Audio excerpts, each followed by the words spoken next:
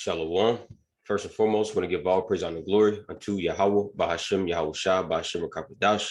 That's all praise to the Heavenly Father. His true name in the Hebrew is Yahweh, and his son's name, who the world inwardly called Jesus Christ, real name in the Hebrew is Yahweh Shah.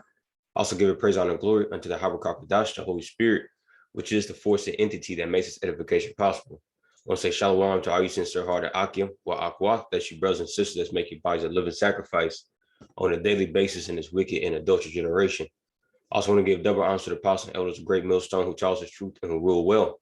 We're going to jump straight into it, man. As it be, we're going to cover a little bit of prophecy this morning. It's a time to be alive. It's a lot happening, and if you're not buckled, under the mindset that Yahweh Shema Shah is given into, us, with this truth, you will be, man, you're unraveling in this time. You're going to be caught out there, without a hedge of protection. So, this truth, let's get this real quick in Isaiah 33. And this is a staple scripture, man.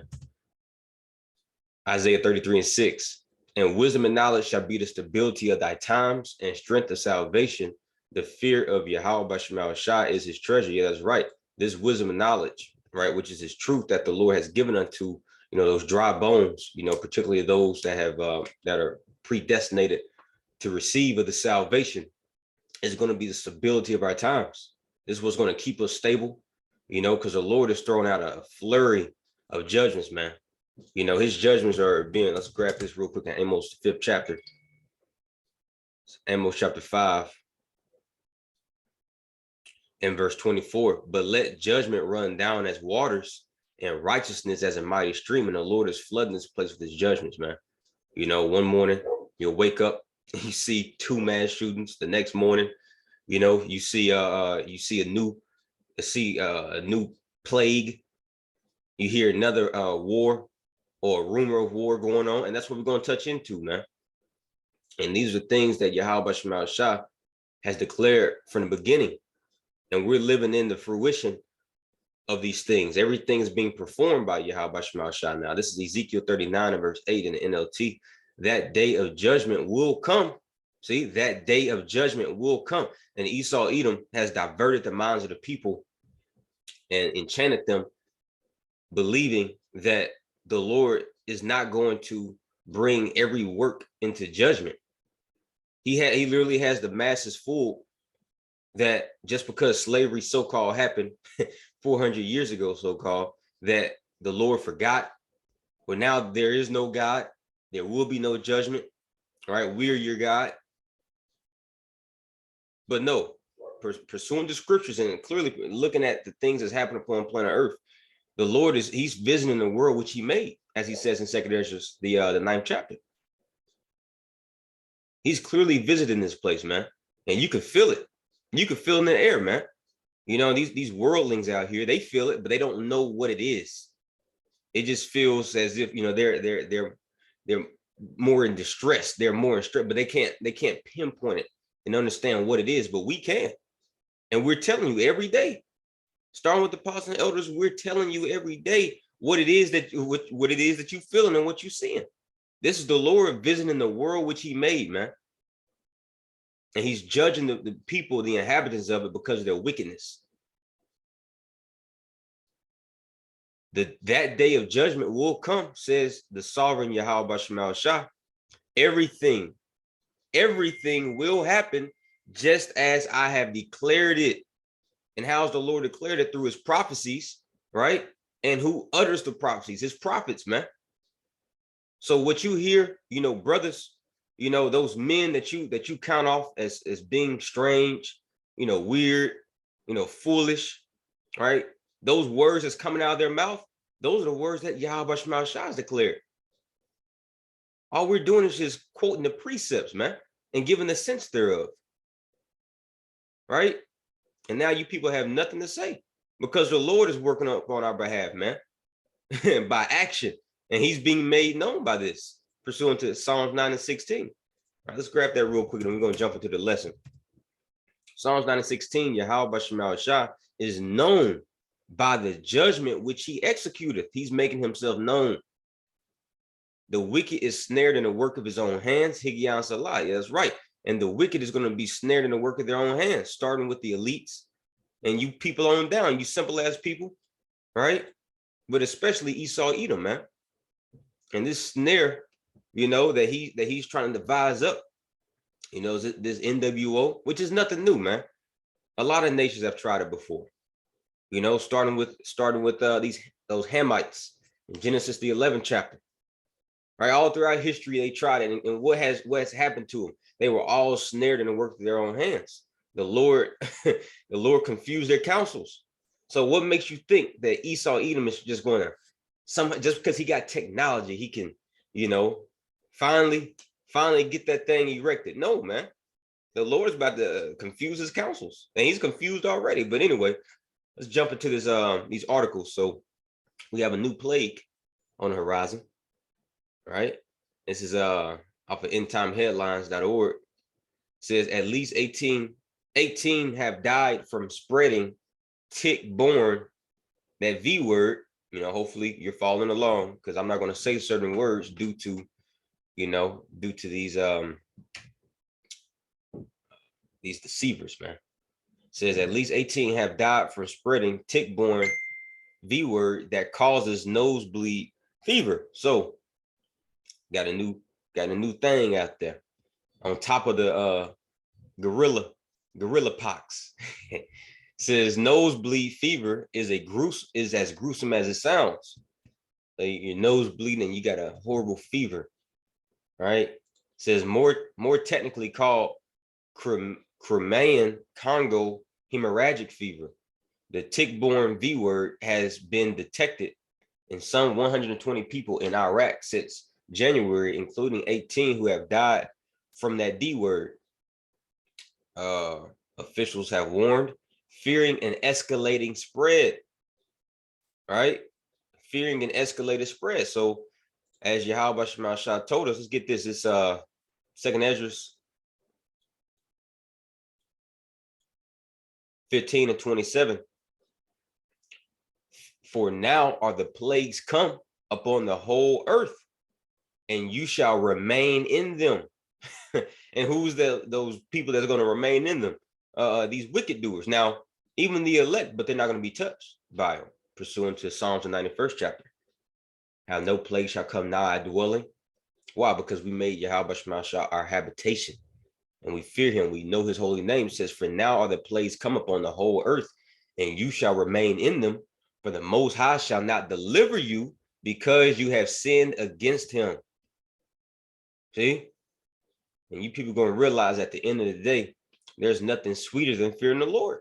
That's the whole conclusion of the matter, man. Fear the Lord and keep his commandments. It's simple, but yet Esau has diverted the minds of the people as if, you know, that's some strange thing.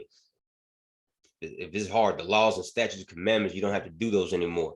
Jesus came and freed you from those burdensome laws. When yet, that's what's going to help, you know, preserve your life. Now, we know, you know, there's going to be no justification of you keeping the laws, statutes, commandments of your own power, because we can't keep it perfectly in this flesh. But you having faith, you fearing the Lord, and you trying your best in this flesh, the Lord's going to look down upon you and be pleased, man. Right, but this is going back to the article real quick. It says the onset of illness causes rapid and severe internal and external bleeding in infected patients. Man, you got internal and external bleeding, man. You just all messed up. It says including through the nose, hence his nickname, nosebleed fever. Though the virus is hosted in ticks, most individuals, damn, I said the word. Most individuals pick it up by coming in contact with animal blood, usually occurring among those who work with livestock and slaughterhouses. So, you know, we just got a new thing out there. Just wanted to bring that out, just to let you know that the words of the Lord are true. What did Yahweh Shah say in Matthew 24:3? And as he sat up on the Mount of Olives, the disciples came unto him privately, saying, tell us, when shall these things be? And what shall be the sign of thy coming and of the end of the world, meaning the end of the age, the end of Esau's rulership. And Yahushua answered and said unto them, take heed that no man deceive you, for many shall come in my name, saying, I am Hamashiach, and shall deceive many. And you shall hear of war. And who's the main one doing that? Esau Edom. He's the one that's coming as if, he's the anointed. He has the answers. He is the Most High. All right. Says, and you shall hear wars and rumors of wars, and that's what we're going to touch into the next. We got another article. Says, and you shall hear of wars and rumors of wars. See that you be not troubled, for all these things must come to pass, but the end is not yet. Why? Because we're in the beginning of the birth pangs. It says, for nation shall rise against nation, kingdom against kingdom, and there shall be famines. And we see that. I shared a video, there's a short snippet, on the channel, on this YouTube channel, like 2 days ago, over there in Sri Lanka, man, you have massive food riots. Those fire trucks, they got to spray people with them deck guns from the fire truck, keep people away. People just rioting because they hungry. And what makes you think America is immune to that, man? And there shall be famines and pestilences. See, pestilences and earthquakes in diverse places. Let's go into that word pestilence real quick. It says in diverse places. All right, this happened all over the world. That's why we're reading about this pestilence over there in Iraq. And they're saying it's going to spread. Pestilence. Pestilent fellow, plague, right? Just like the Lord was plaguing Egypt with those particular things, those particular plagues. That's what the Lord is doing in this spiritual Egypt, as he says in 2nd Ezra 15. Let's get that real quick. 2nd Ezra 15 and verse.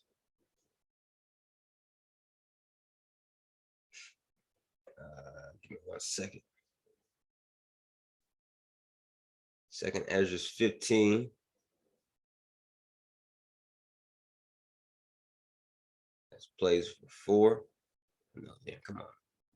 Get out of town. Here we go. 11. It says, but I will bring them with a mighty hand and a stretched out arm and smite Egypt with plagues, see, as before, and will destroy all the land thereof. What land is that talking about, man? America, the spiritual Egypt, pursuant to Revelation 11 and 8. All right, so this Egypt was getting smitten with plagues as it was before. See, so let's go to this article real quick.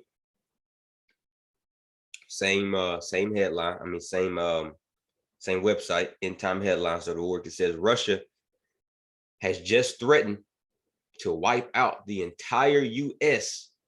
in chilling warning over Ukraine. Whoo! Call Halal Yahweh Shemal Shah. We're living in some beautiful but yet dangerous times. It's beautiful because we see the downfall of our enemy, but yet it's dangerous because we got to go through the straight gate. Sirach 25 and verse 7, there be 9 things which I have judged in my heart to be happy, and the 10th I will utter it with my tongue. A man that have joy of his children, and he that liveth to see the fall of his enemy. Yes, man, this is what we've been looking for, right? And the Lord he's working on our behalf, man. We don't have to lift up a finger to try to fight. All right, the Lord is going to fight this battle for us. Let's grab that real quick in 2nd Chronicles 20. Let me get it right here in the NLT. 2nd Chronicles 20 and verse 9. And this is when our forefathers were pretty much had their backs up against the ropes once again, as we oftentimes have had throughout our existence. Jacob has always been found in some type of trouble, some type of enemy trying to come and besiege us, wage war against us. Where here in this time you had a conglomerate of nations, right? You had the Edomites, you had them. Well, it tells you right here, wars with surrounding nations. After this, the armies of the Moabites, Ammonites, and some of the Meunites declared war on Jehoshaphat. That was a particular king in Israel. Messengers came and told Jehoshaphat, a vast army from Edom. See, a vast army from Edom is marching against you from beyond the Dead Sea. They are already at Hazan Tamar. This was another name for En Gedi. So Those are some of the same nations you see in Psalms, the 83rd chapter. That conglomerate of nations who take counsel to cut us off from being a people. So there's an ancient hatred from all these nations, not just Edom, but all these nations, man, the Moabites, the Ammonites, right? So here in this time, the Lord delivered us, right? So skipping down here to verse, where's that at? 9.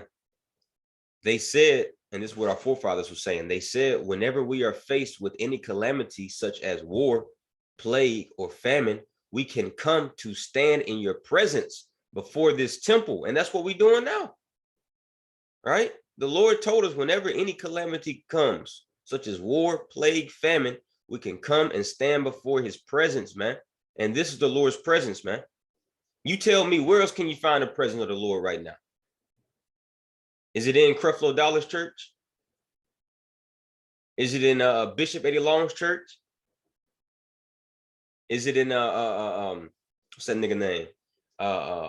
Louis Farrakhan's congregation? No, this is the presence of Yahweh Shema Shah, this truth. And he's with his people, man. He's with his temple today. And the elect makes up that temple, man. So he says, they said, whenever we are faced with any calamity such as war, plague, or famine, we can come to stand in your presence before this temple where your name is honored. Where else is the Lord's name honored? Nowhere, man. They don't even know the right names. Further proving that it's right here. It says, we can cry out to you to save us. That's right, man. That's all we got to do. And I did a lesson yesterday through the Spirit, man. You have not because you ask not. You know, so ask the Lord to save you. You know, pray that let's get that real quick in Luke 21. Yahweh Shah told us to pray for this, man. What's the purpose of you being this truth and you don't believe you'll be saved, or you don't even pray for salvation? You just hear of all the prophecies, you know, but you don't pray to, you know, get out of it, man. This is why we go into the fear of the Lord, you know, so you can be wooed to pray for salvation, you know, to let this be your desire. Yahweh Shah said this in Luke 21 and verse, give me 1 second. It's like I was in the wrong translation.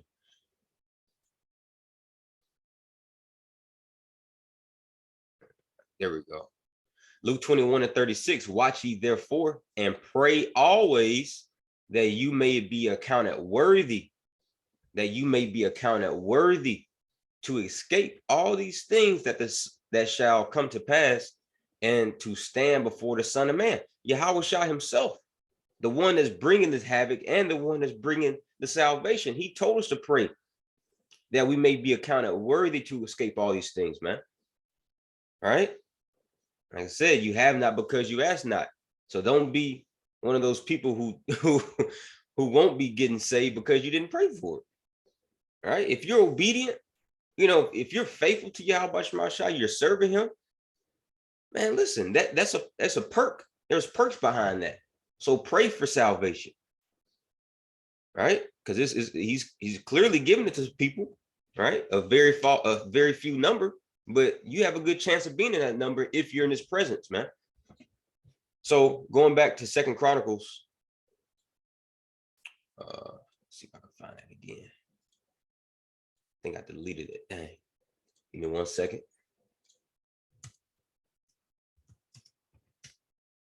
What a time to be alive, man. 2 Chronicles 20 and 9, again, it says, they said, whenever we are faced with any calamity such as war, plague, or famine, we can come to stand in your presence before this temple where your name is honored. We can cry out to you to save us, and you will hear us and rescue us. See, the elect, skipping down here to verse 17. This is what the Lord told us. But you will not even need to fight. You will not even need to fight. This is why we're not advocating for you to go get guns. And man, listen, let's get this real quick, man. So many scriptures that go into it. There's perks behind being an obedient Israelite. Psalms 33, but it takes faith. This is how you're going to be saved, is through faith. Psalms 33 and verse 12.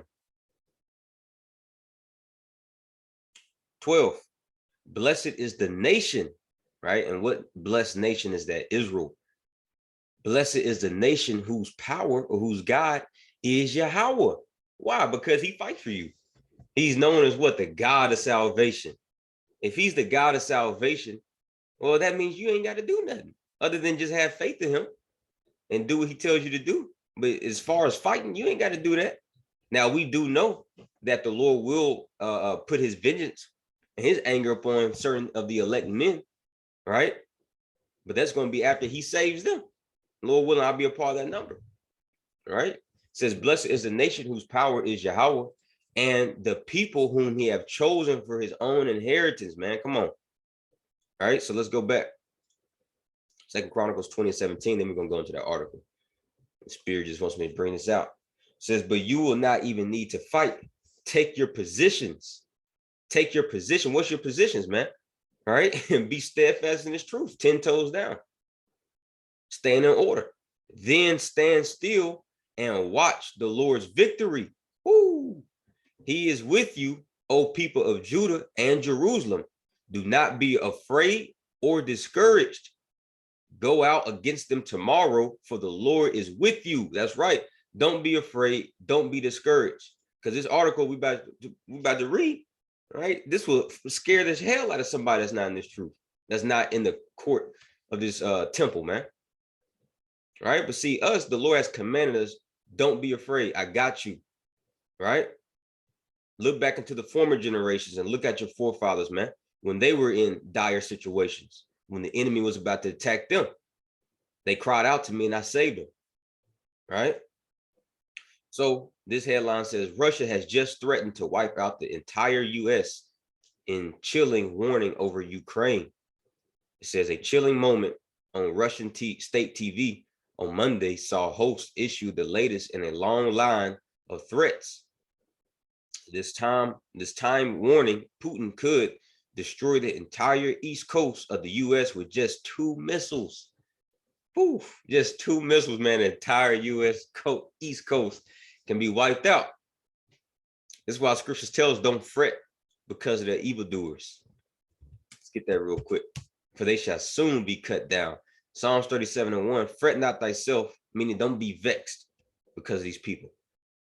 Because in the flesh you will be, but we got to think, logically with a bigger picture, with scriptures on our mind. Fret not thyself because of evildoers, neither be thou envious against the workers of iniquity. Why? For they shall soon, and we emphasize that word soon, be cut down like the grass and wither as the green herb. Just like the sun comes out and starts to wither down the grass, right? And the sun is made of what? Fire. And the Lord's going to send fire upon this place and burn up this grass, man. And the nations are also known as grass through scriptures, right? So this is why we don't fret, because they're about, man, soon they're about to be cut down. And hey, man, the Lord can take this thing down with just 2 missiles if he wanted to, man. Right? It says the Sun revealed that in footage from Russia's flagship propaganda show, a member of Russia's parliament boast about the nation's military might, before also labeling 2 million Ukrainians as incurable. The politician was joined on the talk show by blah, blah, blah. Skip down here. It says the lawmaker claimed that 2 of Russia's Sarmat Satan 2 missiles, that's what they named it, man, Satan 2 missiles. Oh, man. You got to remember, Russia, they're Edomites too. And they do the work of Satan, right? But really, this is the work of the Lord, right? It's just on the left-hand side. Right? It says Satan 2 missiles would destroy the entirety of America's East Coast. Before adding, it would take just 2 missiles for the West Coast as well. So 4 missiles, and there will be nothing left. They think the mushroom cloud will be taller than a high rise. The mushroom cloud will be visible from Mexico, says his name. I don't know his name, but scriptures speak about that mushroom cloud. When you go here to Isaiah 34, like it. Isaiah 34 And verse 4, and all the host of heaven shall be dissolved, and the heaven shall be rolled together as a scroll. What does that mean? The heaven shall be rolled together as a scroll, meaning that the atmosphere is going to be like a scroll. That's what happens when those mushroom clouds, come from those detonated missiles. When you look at old pictures of Hiroshima and Nagasaki, you'll see that mushroom cloud after that bomb was detonated. That's the heavens being rolled together as a scroll. It says, and all their hosts shall fall down as the leaf falleth from off the vine, and as a falling fig from the fig tree. Yeah, he's going to, the horse and his rider, right? He's going to take down these people in the high places. There's going to be no more throne left for these people. It says, for my sword shall be bathed in heaven. And what's that sword that's going to be in heaven? It's talking about those missiles, man. It's going to be in the skies. It says, behold, it shall come down upon Idumea and upon the people of my curse to judgment. Let's get that in the NLT real quick. It says the heavens will melt away and disappear like a rolled up scroll. The stars will fall from sky like withered leaves from a grapevine, or shriveled figs from a fig tree. And those stars is speaking about, it's talking about these higher ups, man. Actual stars ain't going to fall from the sky, because the Lord said that the ordinances of heaven will never be changed. It says, and when my sword has finished his work in the heavens, that sword, once again, is talking about the missiles. Well, you think the Lord's going to have a long iron metal sword just waving in the sky in the pendulum of motion? No. A sword is just a destroying mechanism, man. And what's that destroying mechanism that's going to be in the sky? The missiles, all right? Also classified as arrows, man. In 2 Ezra 16th chapter, it's going to be shot from one end of the earth. Now, a regular arrow can't be shot from one end of the earth to the next, right? And in the military, they even have code names for these missiles, and one of them, through the spirit, is what? Known as arrows. You can't make it up. So it says, and when my sword has finished his work in the heavens, it will fall upon Edom, the nation I have marked for destruction. And we see the Lord quickly about to bring this to pass, man. It's beautiful. So let's get this in Jeremiah chapter 50 and start right here, verse 41. It says, as the Most High overthrew Sodom and Gomorrah. Now, how did he overthrow Sodom and Gomorrah? By fire and brimstone. And he's gonna overthrow this spiritual Sodom, pursuant to Revelation 11:8, through brimstone, through fire, through those missiles. It says, and also through the fire from the chariots. It's gonna be fire all over the place, man. It's gonna be fire coming from everything, man. The Lord Yahweh Shah wanted this. This is Luke 12. We get it all the time, right? But this is the Lord. This is what Yahweh Shah wants. He wants this place to burn up. Luke 12:49 in the NLT. This is what Yahweh Shah is saying. I have come to set the world on fire, and I wish it were already burning. Like Benjamin says, more fire. More fire. Well, that's what the Lord finna do, man. He finna bring more fire. Malachi 4:1 says that the day of the Lord shall burn as an oven. I ain't talking about your granny's oven. She preheats on 150. No, this is an oven that you ain't never felt before, man. And the Lord gonna bake your ass in it if you ain't right. And Jeremiah 50 and 40 says, as the Most High overthrew Sodom and Gomorrah and the neighbor cities thereof, says Yahweh, so shall no man abide there. And what is that there? It's talking about Babylon. That's how you know it's speaking about America, this virgin daughter of Babylon, because you actually have people still living in that in actual Babylon today, all right, which is known as Iraq. And it says the same thing in Isaiah 13, but it says, neither shall any son of man dwell therein. Behold, a people shall come from the north, and a great nation, and many kings shall be raised up from the coast of the earth. All right, you got China, you got North Korea, you got Russia, and eventually even America's own allies, the NATO and the EU. It says they shall hold the bow and the lance, right? That's the weapons of destruction, particularly those missiles, because a lance is a spear. Now, they can't throw a spear or a javelin from Russia and destroy a whole bunch